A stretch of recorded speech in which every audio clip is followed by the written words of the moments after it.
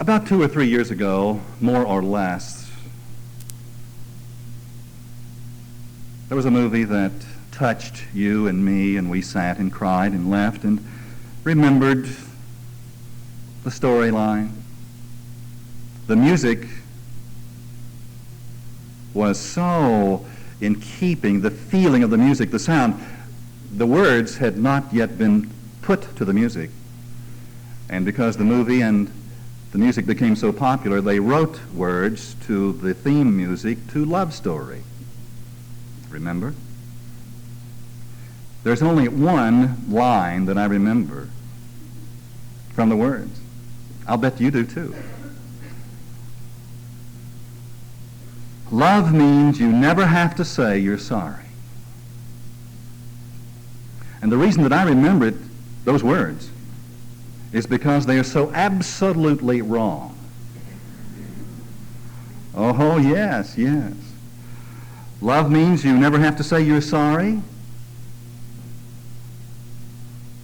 It does.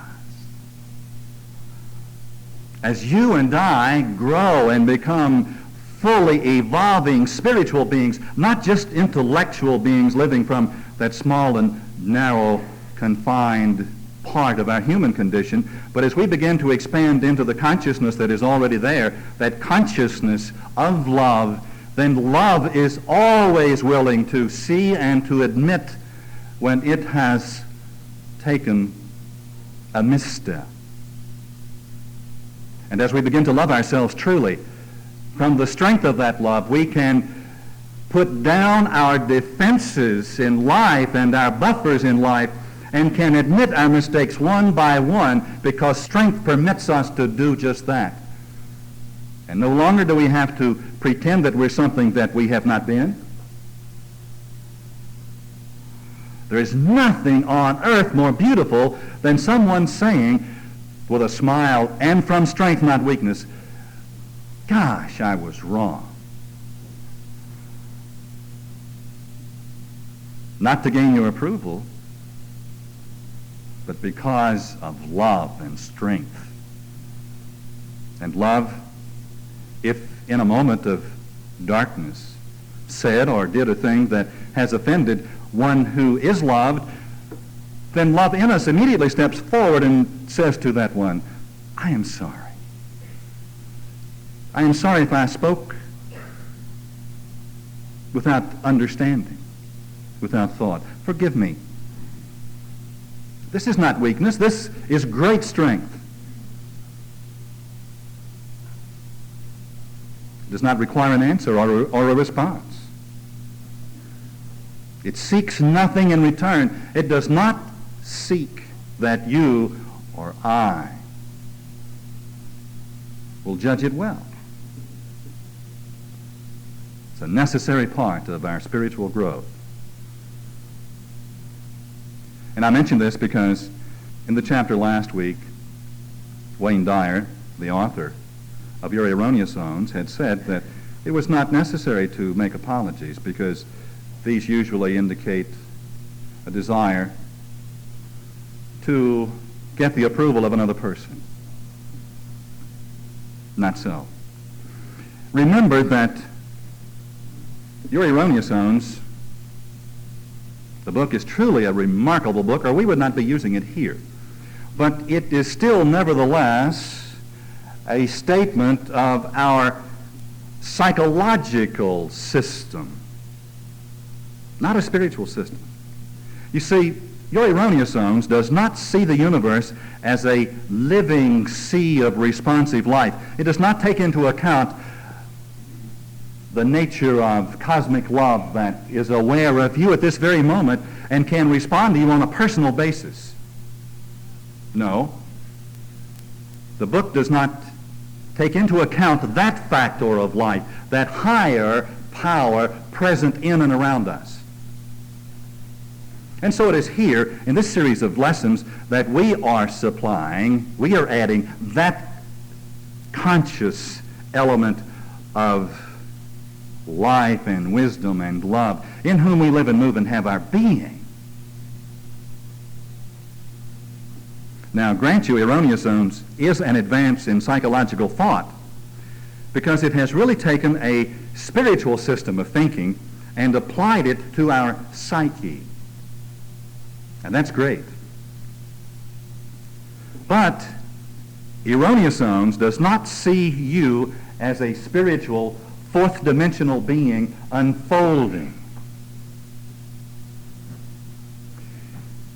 In Lessons in Truth, a basic textbook by Emily Cady, Chapter 7, or Lesson 7, is probably my all-time favorite teaching lesson. And it's entitled Personality and Individuality, on page 72. The words personality and individuality present distinct meanings to the trained mind. But to most of us, these words are not a part of our vocabulary and consequently a part of our thought. For example, all day long I seriously doubt if you have thought of a definition of what personality or individuality might mean to you. Well, personality applies to the human part of you, the personal, the external. It belongs to the region governed by the intellect. Your personality might be agreeable or disagreeable, or it may vary between those two extremes within a few moments. It is your personality that reacts to conditions and circumstances. And one's personality is not just one thing. Your personality has a number of identity convictions that respond to life in varying ways. Have you not found that within yourself there seem to be several of you? You are not one thing all day long. That's personality. And if you see someone that you do not like, it is their personality that you do not like. But it is also your personality that does not like their personality. Your individuality is something else again. Your personality is a concocted thing. It is, in a certain sense, a false personality because it is of man. Individuality is a higher, larger somethingness. It is there already in its perfection, waiting to be touched, experienced. It is individuality that breathes through you as genius. It is individuality that is the artist of the universe. It is the talent that captivates our imagination. It is the love that flows with such a force that it heals and comforts. It is the wisdom and the power that achieves and accomplishes. That is individuality, and that is what we truly are. And individuality does not have these many-faceted, fractured identity features. It is the truth of us. Now, in the Bible, John the Baptist represented the illumined intellect, the highest development of personality.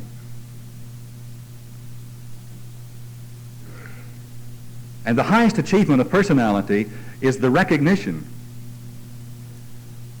of personality in each one of us that it is not what I am. It is not the goal. It is not the objective. In other words, to achieve the very best personality will really get us nowhere. It will not get us where we want to go in the spiritual life. The goal is to transfer our identity from personality to individuality. And in so doing, you do not lose your identity, you gain it. You may lose the fractured part of being so certain that you're a white female Caucasian. That kind of thinking begins to diminish, and in its place grows the feeling that you are a larger universal spirit that can sail and soar above all these lower aspects of thinking. And Jesus the Christ represents the one who identified most closely and beautifully with individuality. I'm going to use an analogy again that I've used several times, and I don't want to overdo it, but I can't think of a better one. Imagine for a moment an acorn lying on the ground between two giant oak trees. And they aren't even giant oak trees, they're just ordinary oak trees. Just plain old ordinary oak trees. But to the acorn on the ground, they sure do look like giants. And these two plain ordinary oak trees are talking about a system of ideas that they are practicing. And from these ideas, they have achieved their happiness as oak trees. They really are fulfilled. They're doing their thing in life. And it's a pretty sharp acorn, that one is, and it picks up this system of ideas and remembers them, and it decides to adopt the oak tree system of thought. But it makes one mistake. What it did not understand was that the oak tree system of thought does not apply to an acorn. It tries to take the oak tree system of thought to enlarge its acorn identity. It wants to become a perfect, happy acorn. Got the picture? Now, what is the most important thing that an acorn can ever learn? That its happiness, its fulfillment, its identity comes because it becomes willing to stop being an acorn and to become one of those things. An oak tree. So it must lose itself, it must die so that it can live. Now my point is this. It's possible to take a system of thought about a higher thing, individuality. And all truth is about your individuality. It's possible to take that system of thought and apply it to your personality. And in the application of it to your personality, you will try to preserve your personality. And you will try to conform to your personality. The acorn will try to maintain itself rather than to lose itself. Okay? Our whole system of ideas in your erroneous zones, as we are practicing it in this class, is to stop being acorns so that we might become oaks, a different breed, newly formed, so that we might give up this lower identity. You see, Dyer, for example, last night mentioned nonconformity to human standards, to the standards of the norm. And that is correct. When you and I begin to grow in our individuality, we must, at that point, in the process, become willing to no longer be normal, average human beings in the very same sense that Jonathan was no longer a member of the flock. Remember, he did not do and act and think and feel and speak as the flock spoke. But he was not just conforming to his own new ideas in personality. You see, he had discovered a higher system of flying, remember? A higher set of laws that required the utmost willingness to conform. Every time that he did not conform, he fell into the sea and crashed. It was in the willingness to conform to something higher that he could grow. And so it is with you and me. There is a something higher in us. It is, use your own name, I will say, of spirit.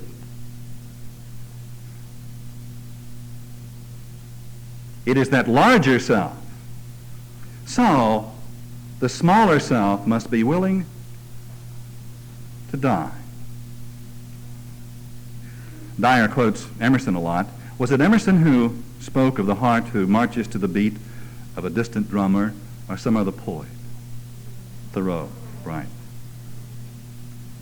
But there is a distant drummer, and it is to that beat that we must become willing to conform so that we are in vibration with a higher somethingness that is within us and has preceded us, and in discovering it and becoming it, we discover our destiny and ourselves.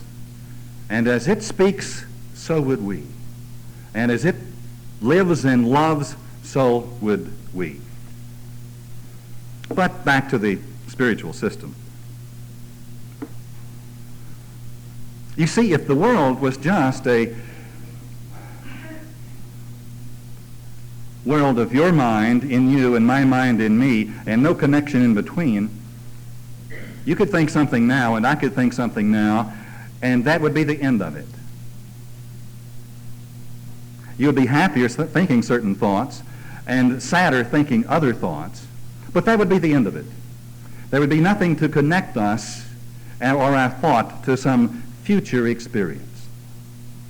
If it was just a psychological world, if there was not a higher mind or order with which we are ultimately connected and in tune. Last week, we closed the class, and I told you that I would tell you a story that had to do with the making of amends. First, I would like to remind us that everything we do in a now moment pays off later in another now moment experience.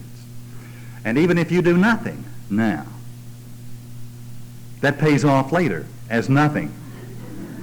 But it's the payoff. We're always getting what we put into now. Now. And there is an exquisite responsive intelligence that records and knows and responds in kind in the most magnificent way that you can record in your own journal of life. A number of years ago, I had just discovered this system and was enthusiastically practicing these ideas in my life. And there are a number of people that I had pained and disturbed and distressed in a variety of ways. And when my process of recovery informed me that I must make a list of their names, I did, and it was a long list.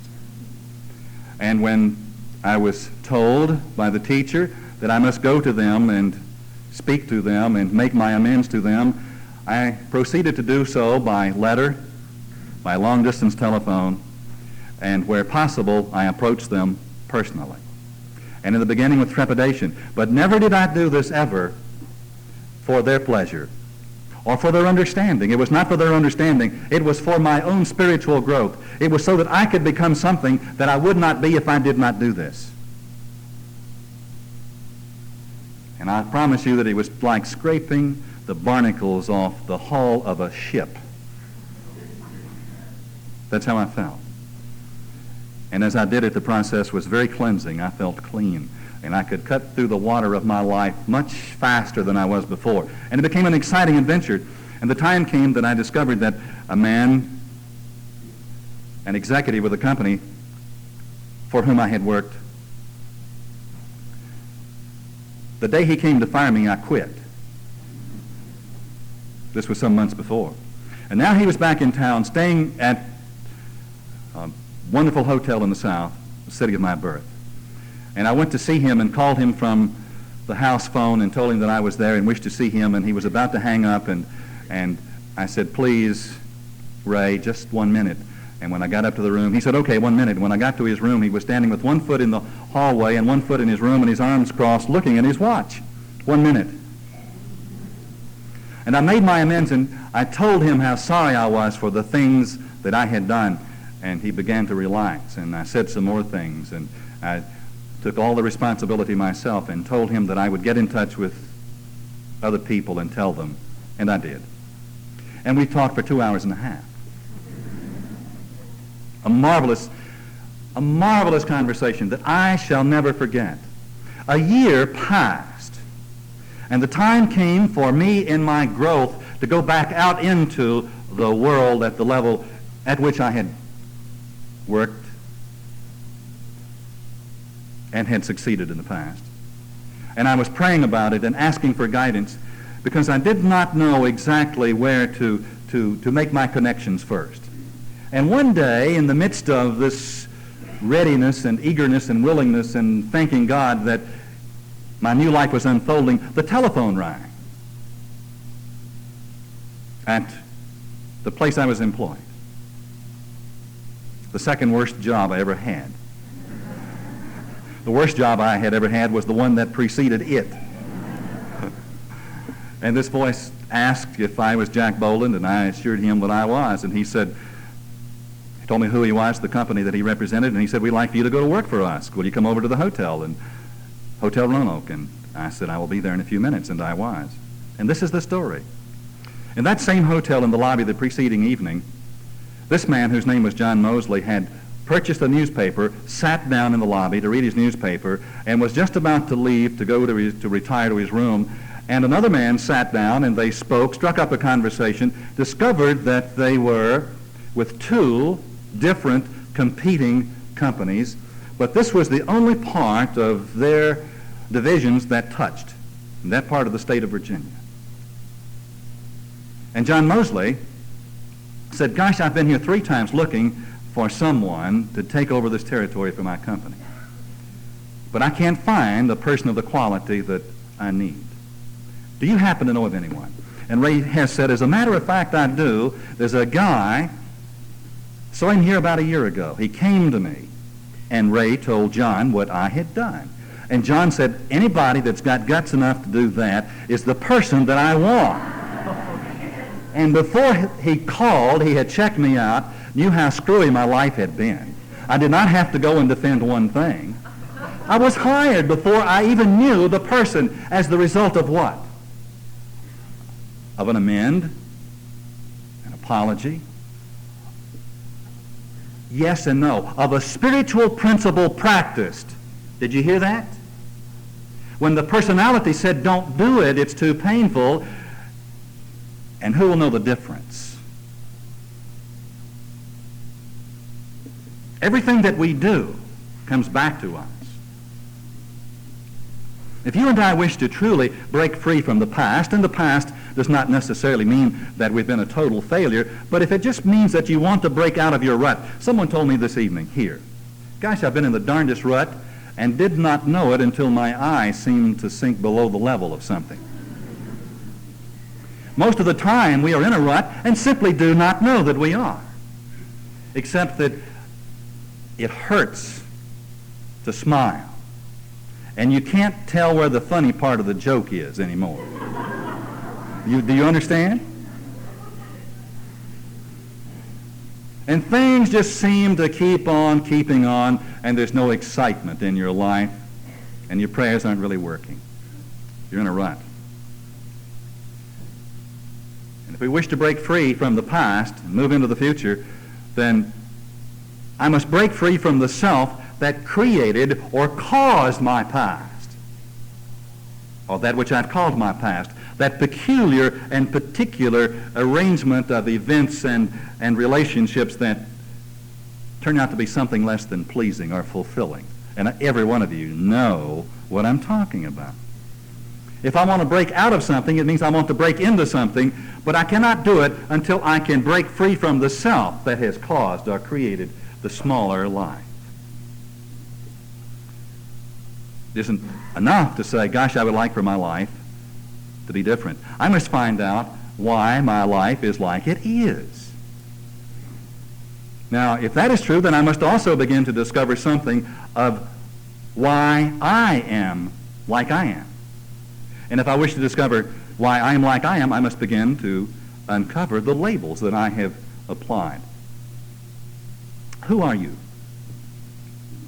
And if I ask you that question, you will give me your name. You'll say, "You know who I am, Jack. Gosh, you've known me for 5 years. No, who are you? Meaning, what do you believe about yourself? What is your real description of yourself? What do you think about yourself? What are the limiting ideas that you have conceived and accepted emotionally as being true? In his book, Dyer mentions a checklist of 4 self-defeating I's, 4 neurotic sentences. Number 1, that's me. I've always been that way. I can't help it. That's my nature. And sometimes we say all of those things in one sentence. That's me. I've always been that way. I can't help it. That's my nature. And it's a protective mechanism that immediately says, don't you expect me to change or do anything that I'm not doing because I can't. Don't you understand that I'm a poor, limited human being? It really isn't my fault that my life is like this at all. I am the victim of circumstances, you understand. I am encapsulated in these conditions caused by her and them and it. And don't you believe it at all. Not at all. All of those I's that we fall into, all of those identifying labels that we've placed upon ourselves come from 2 primary sources. The first group were pinned on you when you were a child. And you've carried them forward, accepted them as being true, enlarged upon them, expanded them, and built them into your own consciousness and said, that's me. I've always been that way. My mother told me that I was. I can't help it. That's my nature. I break out in a rash every time I get near. I'm a very shy person. Used to hide behind my mother's dress, her apron. I've been doing it ever since.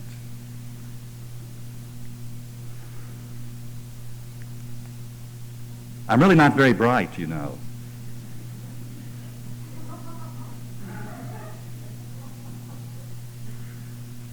Who said you weren't? Well, they did. I've always been that way. I'm poor at math and spelling and reading.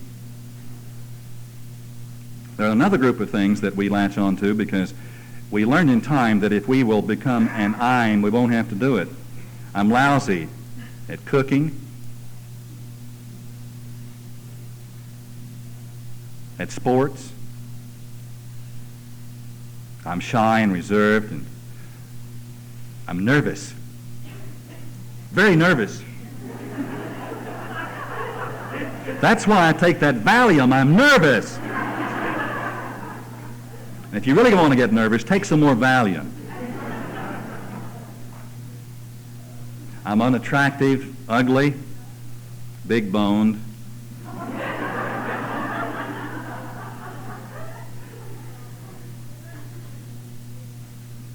I'm unorganized. Oh, that is a goodie, because I'll never have to be organized. Nothing will ever have to be straight in my life. A closet, never. A garage, nothing. The back seat of the car is a mess, because do you not know that I am unorganized? I've always been that way.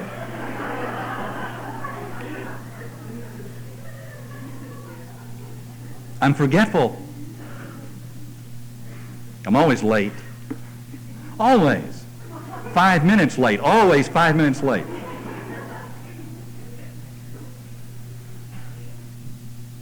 I'm Italian.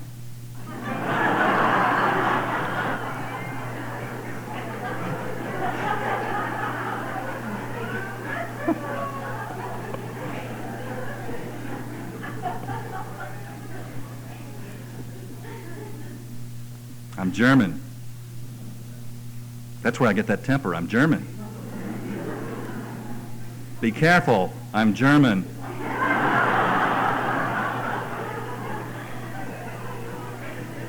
I'm Jewish. Oh, do you see what that implies? You don't know what it is, but it's something. It's got to be something.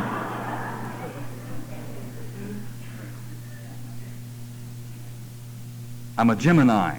Or better still, he's a Gemini.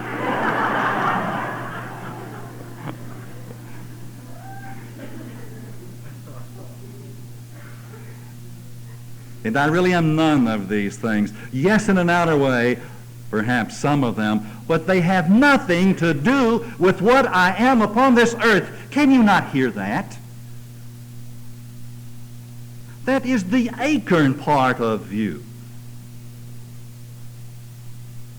that must die so that the oak of you can grow.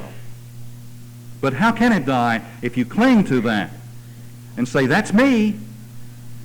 I've always been that way. And let's begin right now to change that to, I can help it. I can help it. I'm going to be different. That was my nature, but it was my lower nature, and I have a higher nature in me that is now becoming my experience. Yes. Chapter 5. The useless emotions of guilt and worry. Throughout life, the two most futile emotions are guilt for what has been done and worry about what might be done. These are the two great wastes of our energy. I'm going to ask you to imagine, those of you who are listening on tape, to imagine, if you will, that I'm standing straight, erect, with both arms at my side. For those of you here in the sanctuary, know that I'm looking straight at you, just at you. My arms are at my side. And as I look at you, we are both in the now moment. And there is nothing here now but you and me. And life, and excitement, and power, and peace. There is no past, there is no future, there's only now. And you and I can decide anything that needs to be decided between us and about life. I am that which I am, and you are that which you are, and we do not care about labels. I am and you are, and we are sharing and experiencing, and there is peace and power, and there is no worry or fear. My arms are at my side. And time is a perpendicular thing, because consciousness is perpendicular. It is in the now. But suddenly, in my ignorance, I remember a thing called yesterday, and the moment that I do, my left arm goes out, straight out beside me. And the moment that it does, and I think of yesterday, my head turns in that direction. It is toward the past. And immediately I begin to feel a sense of guilt about the past, about what I did or did not do. And the moment that I turn to look at the past with my consciousness, I lost my awareness of you. I am not looking at you. I am not in the now. My mind is in the past. It is to my left, that direction that I call back there. Back there could have been 10 minutes ago, or an event that took place yesterday. And back there is guilt. And suddenly, because there is a back there must be an up there too to my right, and my right arm goes out in a straight line, and this becomes the future. And in its hand, in my right hand, there is worry. Because the future is that thing that I am worried about, what is going to happen or what will not happen. And my attention is in the future, and worry begins to take charge of my emotional life. And as I vacillate between the past and the future, I have no present. And I may gaze at you for a moment as my attention vacillates, but I cannot really see you there, and we cannot communicate. And man whose consciousness is in the past is filled with guilt, and if you are in the past, you must also have a future, because you cannot have a past without also, in that moment, creating a future. Because if your past is no good, then the only antidote for a bad past is a good future. Is that not correct? Now look what I have done. I have crucified myself.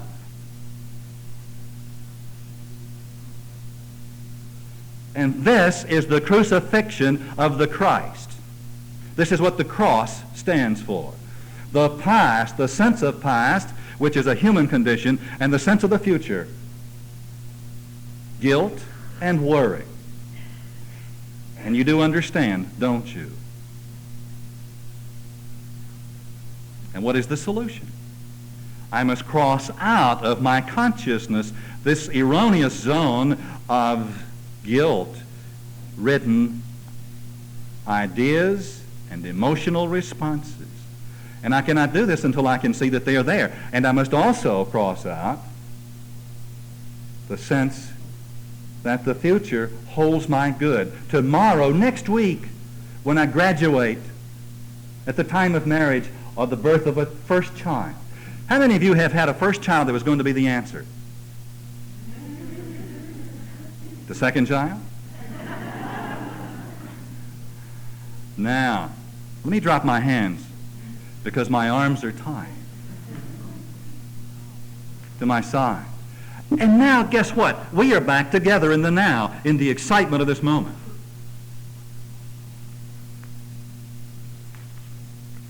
Guilt and worry rob us of our consciousness.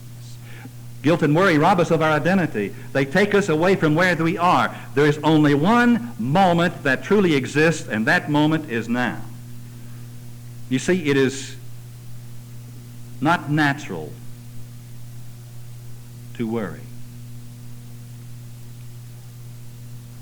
Well, we have believed that if we worried, we would be better persons. How many mothers have not believed that if you worried about them, this meant that you loved them more? Did it not? Oh, yes, I will worry and worry. Not so. Guilt and worry are the two great energy robbers of our mind and of our psyche. Now, there is something that you need to know about worry. Only non-doers worry. Did you know that? Worry is an escape from doing. If you can worry long enough about a thing, you won't have to do anything about it. That's right. If you get caught up in worrying, you lose your power to perform, to act, to move out into your life, to do the things that ought to be done. Worry and guilt will absolutely immobilize your feeling nature. And this is where the power is. This is where the joy is. This is where the excitement of your life and my life is. Right here in the very center of our being. In this moment, if you have joined me in the consciousness of the now, the excitement of your life now, you cannot worry. This afternoon in class, I asked anyone that was still worrying to raise their hands, and one person raised her hand, and I could tell that she was still worried. You cannot worry in the now. And in the now, you see, the now is with your arms at your side. You cannot worry except about something that has not yet happened. Life is rigged in your behalf. And everything that is happening for your good. I look back over my life, and the best things that have happened to me were the worst. And I happened to pick up the newspaper yesterday and saw where Ted Knight of the Mary Tyler Moore Show, remember? Just loved him on the Mary Tyler Moore Show. He became successful because he was forced to quit his real-life job as a TV newscaster. They fired him into success. Many of you here this evening have come to me at a past time, back there, disturbed about your future. Because of what had happened then, you had no good prospects for the future. But now look at those events. The very best thing that happened to you, you were forced into your good. Life is constantly forcing us out of the patterns that exist. Now, suppose in this moment of now, we can accept the fact that everything that is happening to us is for our good and can believe it with our hands at our side and our consciousness straight ahead in the now. Wow. It all does work together for our good. Look back over your life and tell me one thing ever that you have worried about that you helped by worry. Not one thing have we ever worried about that we caused it to change significantly. You can make it change somewhat, because if you worry long enough, it will get worse. The power, the energy that goes into it, the negative energy, will bring that to pass.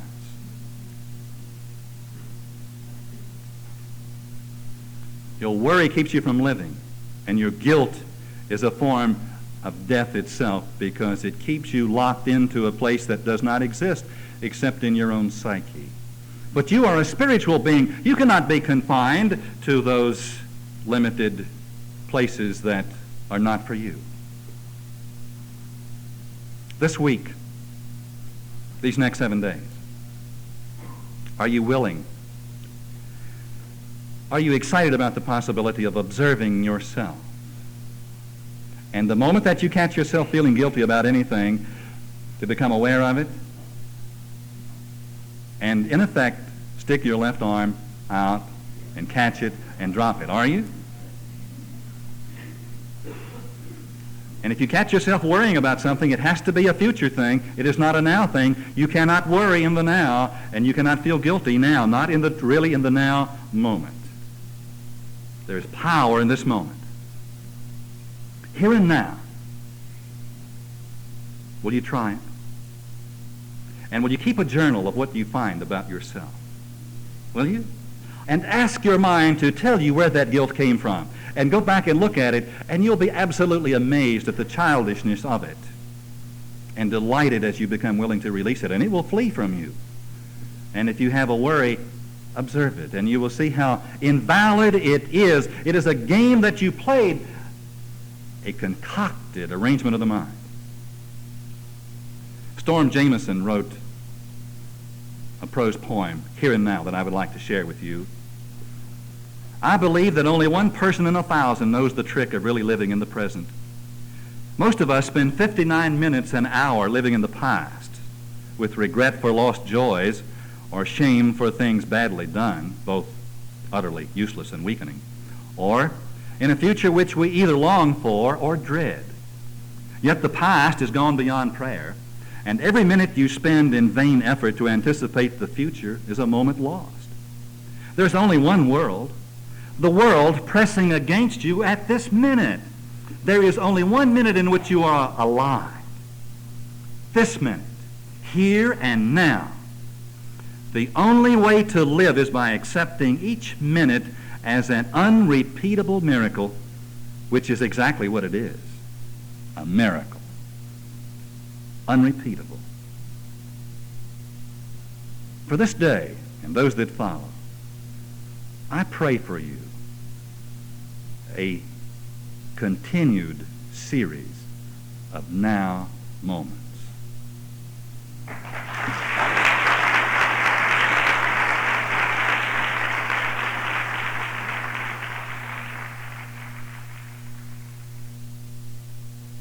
This concludes the lesson on Side A. Now, please fast forward to the end and turn the cassette over for the continuation of Freedom from Your Erroneous Zones.